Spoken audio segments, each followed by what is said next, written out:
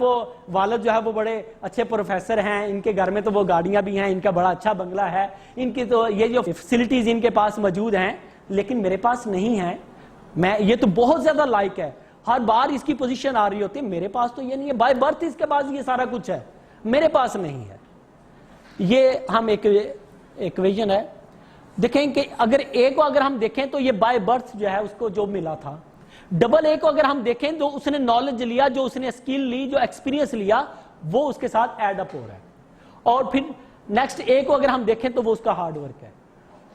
अक्सर हम ये देखते हैं कि जो टैलेंटेड लोग होते हैं वो ज्यादा नाकाम हो जाते हैं।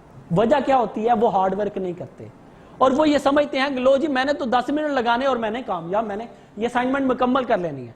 और दूसरा जिसको बहुत ज्यादा मेहनत करनी पड़ती है, घंटा घंटा 2-2 घंटे जो है उस असाइनमेंट को हल करने के लिए मेहनत करना पड़ती है, फिर जाकर वो कहीं कामयाब होता है। लेकिन जो टैलेंटेड है वो 10 मिनट भी नहीं निकाल पाता, जब वो 10 मिनट भी नहीं निकाल पाता तो वो पीछे रह जाता है। तो हार्ड वर्क करने वाले लोग ज्यादा आगे